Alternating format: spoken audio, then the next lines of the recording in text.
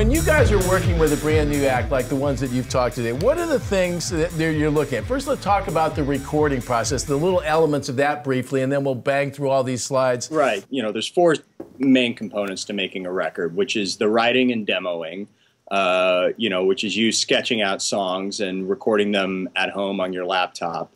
You know, then if you're lucky enough to find yourself in a studio with a producer, then you get into tracking, which is, you know, actually recording the parts, fine-tuning them, you know, maybe making changes to the songs so that you're improving and editing as you go along, just like someone who's writing a novel would work with an editor to, you know, to pare it down and make it as good as it can be.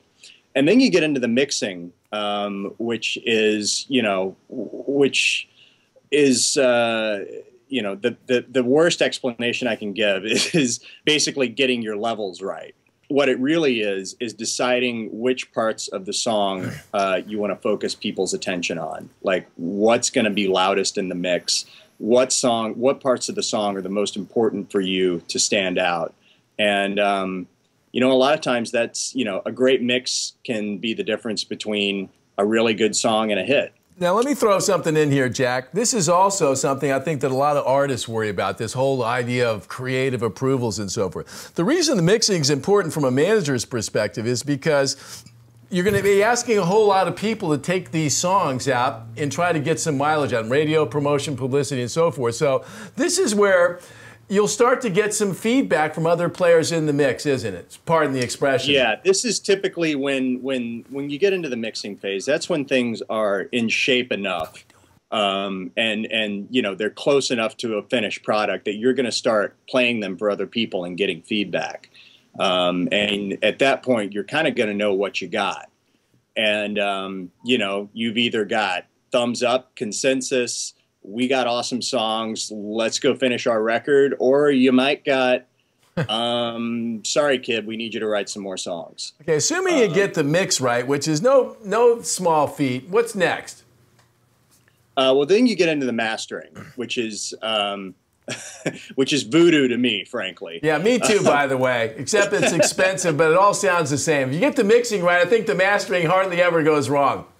Yeah, yeah. I don't want to diminish the role any of my mastering friends play, and I don't want to get any flaming emails after this, but to pretend that I understand what they do would be an outright lie. All right, well, let's skip ahead then. Once you've got it mastered, then there's a whole conversation about what formats your music comes out in, and it has some financial elements to it too. Speak about that if you would. Especially when you're talking about a first release, right? You're a brand new artist or a brand new band. You never put out a record before. One way to sort of get your foot in the door without going all the way in, either with a financial commitment or, you know, just sort of elongating your campaign, because as you mentioned, these campaigns are now a lot longer than they used to be.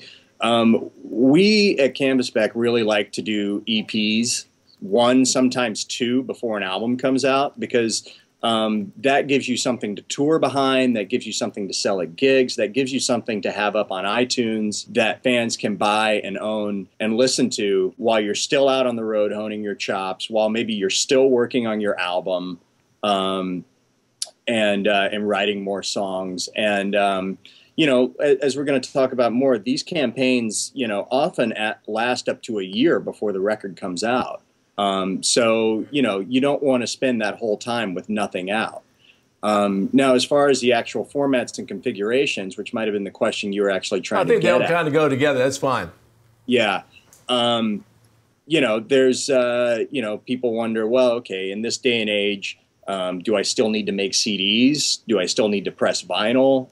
These are big investments that you make, especially if you're financing them yourself. You know, these are they're not cheap things to do. I like, this is kind of a personal preference and as well as a professional one. I like physical things. I think people like to come to gigs and they like to buy something and walk away from it. Now, maybe that's maybe that's a T-shirt. But, you know, I think if you make something special enough, whether it's a really cool piece of vinyl or a well-packaged CD, People like to, like to own those things as well. You're going to have different kinds of fans, different kinds of consumers. If you can do it and it's financially viable, you should try and make something for everybody. Yeah, I think Jack makes an interesting point, though. When you're first starting off, particularly for our young artists here that aren't going to have the backing of a big label, make sure your eyes aren't bigger than your stomach. Do something that's doable on your end. Here's a question that I have that comes up, and it gets part of that whole creative process. You're in the middle of making a record. You're going to go and put 5 songs on a record. Who's determining those songs as singles / what songs wind up on the EP, Jack? The answer to that question is kind of different depending on your circumstances. Here it would be, the head of our company, who's sort of the lead, the A&R guy. Mm-hmm. That's kind of one-stop shopping. If you're doing it yourself and, maybe it's you and your manager, well, then that's a decision that the two of you make. Yeah. Maybe you're working with a producer who's taking you under their wing and is letting you use their studio and helping you out.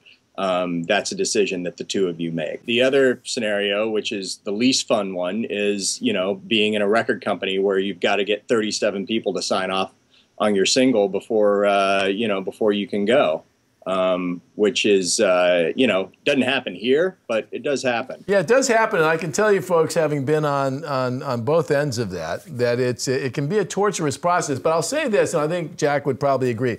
If you're going to take 5 or 6 songs, you want it to be representative of the band. But you also, if you're looking to have a bigger day, you want it to get on radio. So it doesn't hurt band members and artists out there to do something and to pick a song that you can actually run with for a while. I know you guys did it with Group Love, similar scenario with the Imagine Dragons, who we had on the show. This idea of EP versus album has really been, I think, one of the fundamental shifts in how things have been marketing over the last 5-10 years, and is a conversation I'm having with one of my artists as well. So, all right, well, that gives you a brief overview, folks, of the music. Yeah, well, let me make one more point on that. I know we need to keep moving, but having a strong song that you can lead with, if that song appears on your EP, it's okay if it's also on your record. In fact, you will actually be rewarded if that song is also on your record. If you've got, say, we'll use Group Love as an example, but you could say the same for Foster the People or Imagine Dragons. Our first Group Love single was called Colors, which appeared on the EP. The same song also appeared on the album. And that actually, you get rewarded for that in iTunes because, everyone who bought the EP gets just has to hit the complete my album button. And then all of a sudden, the rest of the songs on your record are dumped into their iTunes library when they go back to purchase your record. So there's some benefit to doing that. I'm always looking for things that work. At this point in my life, I don't get attached to things very easily. I'm just interested in things that work, and that one seems to be working.